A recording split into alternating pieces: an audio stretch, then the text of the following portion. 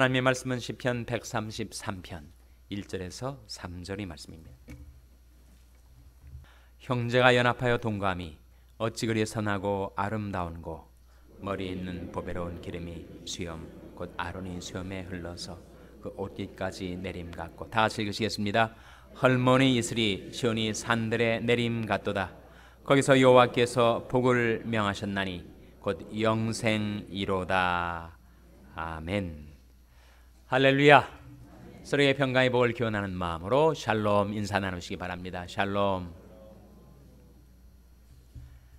네, 토요일 새벽 기도에 잘 나오셨습니다. 여러분이 위에서 기도해 주시고 있는 우리 강태원 선교사님 소식을 짤막하게 전달하고자 합니다. 강태원 선교사님, 우리 교회가 후원하는 선교사님 중에 한 분으로서 러시아에서 선교사역을 쭉 해오셨습니다. 특별히 러시아 군 복음화를 위해서 귀한 사역을 해오시다가 투옥을 당하셨어요. 그 카자흐스탄의 어려운 사람을 돕는 그 일이 신분이 갖추지 않은 사람을 도왔다 해서 그 혐의 때문에 감옥에 갇혀지게 되었는데, 러시아의 인권이 열악한지 혐의만 있어도 재판 과정을 거치지 않고 6개월 동안이나 구금을 해놓을 수 있다고 합니다. 그래서 지금 몇 개월이 지나도록 변호사 접견도 안 되고 아주 어려운 가운데 계셨는데, 그럼에도 불구하고 계속 러시아 감옥에서 제스트에게 다른 수인들에게 복음을 전파하며 지금까지 지내오셨다고 합니다. 몇 차례 재판 날짜가 잡히는 듯 하다가 연기되고 했는데, 이제 1월 29일이 먼저예요. 내일이 27일이니까 다음 주 화요일이죠. 화요일 날 재판 날짜가 잡히게 되었다고 합니다. 그래서 이 재판을 통해서 무사히 우리 강태원 선교사님이 석방되어 나올 수 있도록 기도해 주시기를 바랍니다. 강태원 선교사님은 같이 갇혀 계시지만 사모님과 또 교회 여러 동역자들이 여전히 활발하게 복음 사역을 하고 계시다고 합니다. 성경 말씀에 의를 위하여 핍박을 받는 자는 복이 있나니 천국이 저희 것임이라 하신 말씀대로 복음을 위해 살다가 지금 감옥에 갇힌 강태원 선교사님과 우리 하나님께서 함께 계셔서 이번 재판을 통해서 그가 무사히 석방되어 다시 가정과 교회의 품에 안길 수 있도록 여러분 기도해 주시기를 바랍니다. 내일이 주일입니다. 주일 예배가 있고 그리고 결산 공동회가 열립니다. 내일을 준비하는 오늘이 되시기를 바랍니다. 이제 1절 말씀, 시편 133편 1절 말씀 같이 읽겠습니다. 시작. 형제가 연합하여 동거함이 어찌 그리 선하고 아름다운고. 형제가 연합하여 동거하는 것, 가정에서든 교회에서든 형제가 서로를 사랑하고 존중히 여기고 아껴주고 위로하고 섬기며 형제가 연합하여 동거하는 일이 얼마나 선하고 아름다운 일이겠습니까? 여러분, 자녀들 어렸을 때 자녀들 집에다 두고 어디 출장을 가거나 어디를 다녀오셔야 될 일이 있을 때 부모가 집안에 있는 아이들한테 제일 당부하는 말이 뭐겠어요? 너희들 싸우지 말라 아니겠습니까? 하나님께서도 자녀된 우리들이 이 세상에 살아가는 동안에 우리가 싸우지 않고 서로 사랑하고 존경하고 연합하고 동거하며 사는 것이 얼마나 하나님 앞에 선하고 아름다운 일이겠습니까?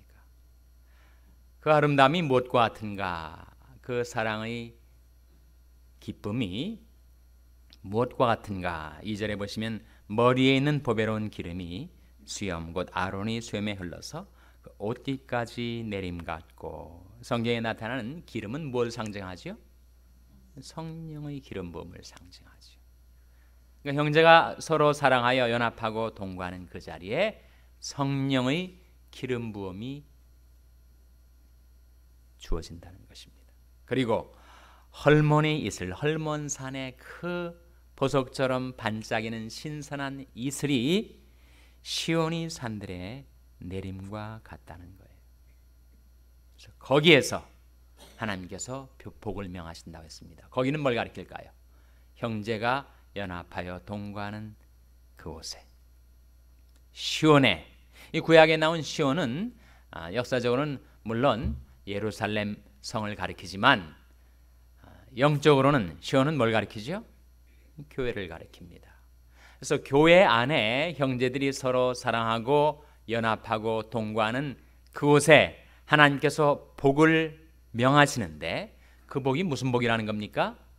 영생의 복이라는 거죠. 3절 말씀을 다시 보시면 거기서 여호와께서 복을 명하셨나니 곧 뭐라고요? 영생이로다. 그래서 우리가 영생을 맛보며 누리며 사는 길이 그렇게 하나님을 사랑하고 그리고 형제를 사랑하며 살아가는 것. 우리 누구나 인생을 살다 보면 피치 못하게 닳아지고 찢어집니다. wear and tear가 생겨요. 기계도 그럴진데, 기계도 감가상각이 이루어지는데 연약한 우리 인생은 더 말할 것도 없지 않습니까? 우리 심령도 의지도 기억력도 체력도 다 닳아지고 찢어지고 상하게 돼요. 그 wear and tear를 방지할 수 있는 가장 좋은 방법이 뭐라는 겁니까? 사랑하며 살아가는 것. 우리는 사랑하며 살아갈 때 하나님이 주시는 복을 받아 누립니다. 사랑의 기쁨이 있어서 인생에 피치 못하게 다가오는 그런 스트레스, 괴로움, 번민, 고뇌 이런 것들을 우리가 극복해 나갈 수 있는 가장 확실한 처방이 바로 사랑하며 살아가는 것이라는 거예요. 그래서 형제가 연합하여 동거하고 서로 사랑하며 살아갈 때 하나님께서 거기에다가 복을 명하시는데 그 복이 바로 영생이로다. 그렇게 말씀하시는 아름다운 시편, 정말 성전에 올라가는 노래, 천성을 향하여 나아가는 순례자들이 삶 속에 부르게 되는 노래라는 겁니다. 여러분, 영생이 무엇인가? 영생은 무슨 영자죠? 영생의 영자는 길영자입니다. 생은 물론 목숨, 생명, 생자죠. 영생은 그 글자대로 풀면 길게 사는 것, 오래 사는 것이지만 성경이 말씀하는 영생은 그 장구한 세월, 천년, 만년 끝이 없이 사는 endless life 뿐만 아니고 그 삶의 퀄리티, 그 삶의 질을 가리키죠. 그래서 영생을 성경이 말씀할 때 영원히 사는 것과 동시에 이게 바로 영생이다 라고 하시는 말씀이 나타납니다. 몇 말씀을 찾아보겠는데 먼저 영생이 무엇인가? 성경이 말하는 영생은 요한복음 17장 3절에 나타나죠. 찾아보시기 바랍니다. 요한복음 17장 3절 말씀 찾아서 같이 읽겠습니다. 요한복음 17장 3절 말씀, 신약성경 177면 요한복음 17장 3절 말씀 찾아서 같이 읽겠습니다. 시작. 영생은 곧 유일하신 참 하나님과 그의 보내신 자 예수 그리스도를 아는 것이니이다. 영생이 뭐라고요? 영생은 유일하신 참 하나님과 그의 보내신 자 예수 그리스도를 뭐라고 했습니까? 아는 것이 영생입니다. 이 안다는 것은 지식적으로 아는 것을 말하지 않죠. 하나님에 대해서, 예수님에 대해서 여러 가지 정보와 지식을 갖게 되는 것을 영생이라고 말하지 않습니다. 이 영생은 하나님에 대해서 아는 것이 아니라 하나님을 아는 것, 예수 그리스도에 대해서 아는 것이 아니라 예수 그리스도를 아는 것, 즉 지식적으로 아는 것이 아니라 인격적으로 아는 것을 말하죠.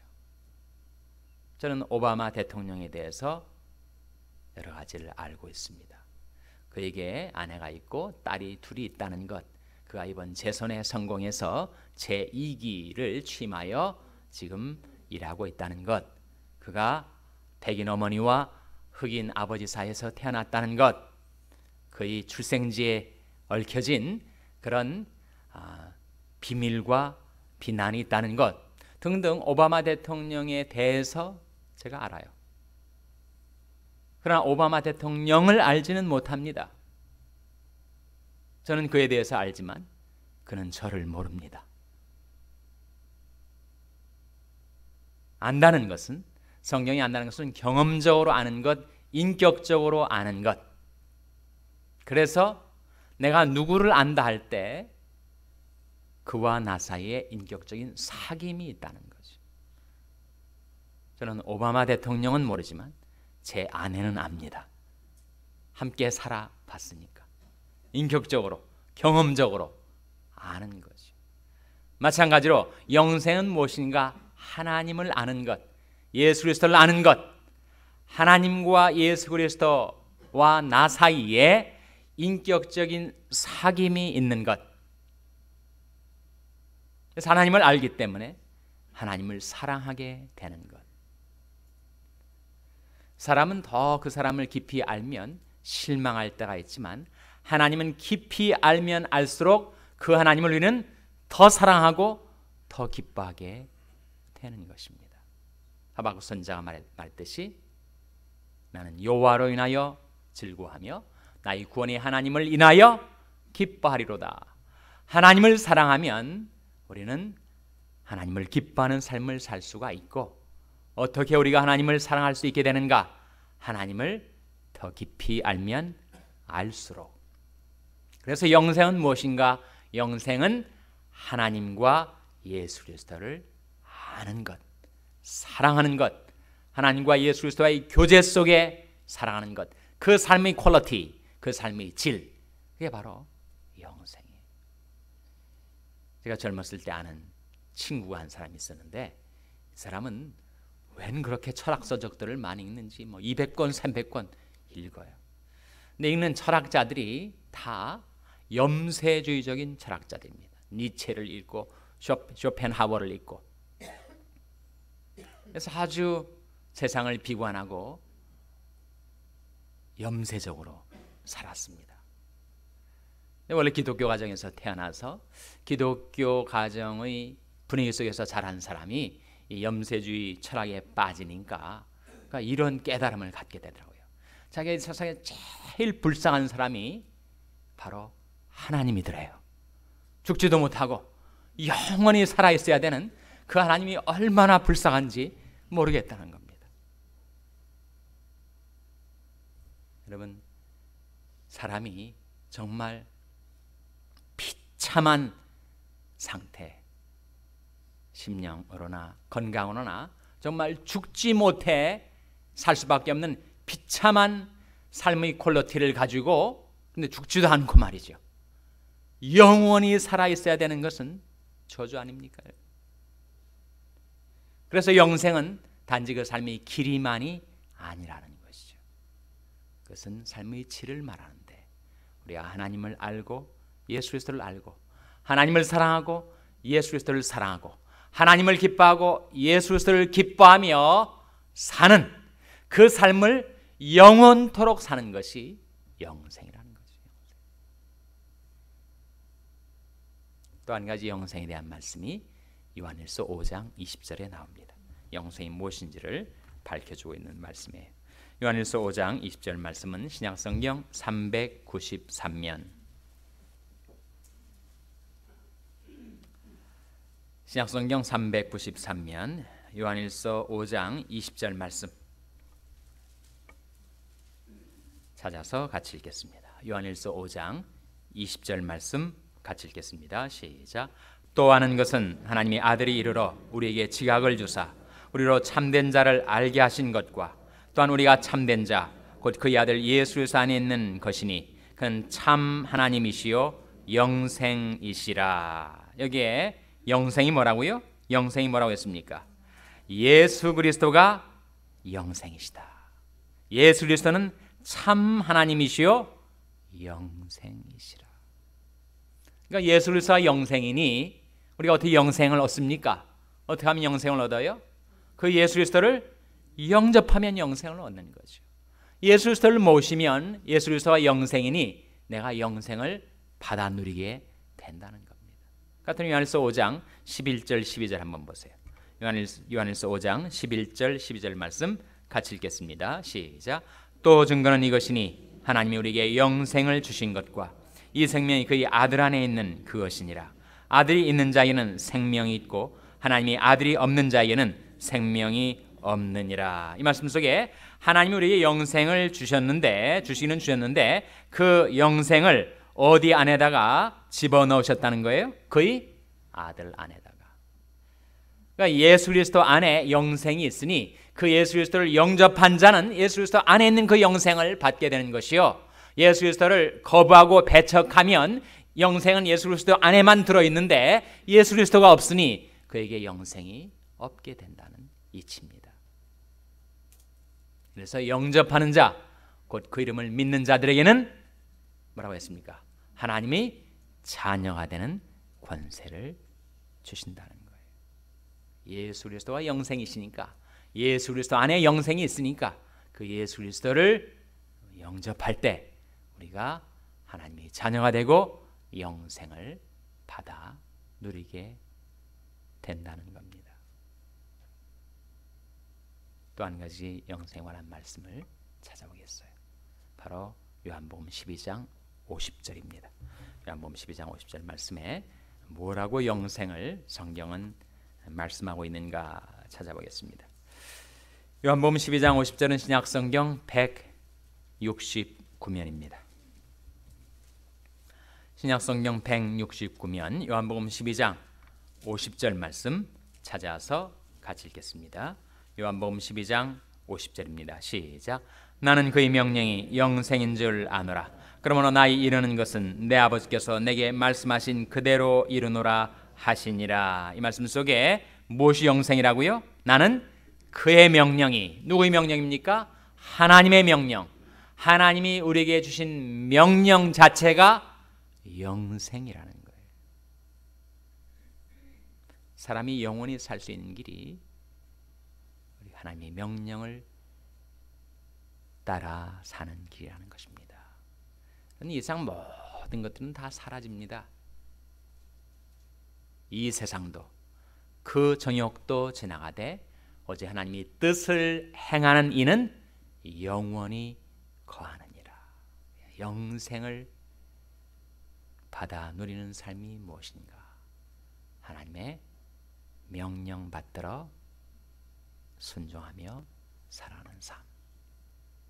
하나님의 명령 중에 가장 중요한 명령이 뭐라고요? 구약 성경의 모든 명령을 집약한 한 명령, 구약과 신약을 통해서 제일 중요한 한 명령이 무엇입니까?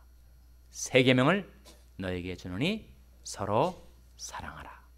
내가 너희를 사랑한 것 같이 너희도 서로 사랑하라. 너희가 서로 사랑하면 여기서 모든 사람이 너희가 내 제자인 줄 알리라. 그 명령 받들어 우리가 서로 사랑하며 형제가 연합하고 동거하며 살아갈 때, 그때 하나님께서 우리에게 복을 명하셔서 영생을 받아 누리며 오늘도 내일도 평생도 영원토록 그 영생을 받아 누리며 살아가게 되시기를 주님의 이름으로 축원합니다. 기도하시겠습니다. 오늘 말씀을 기억하며 하나님,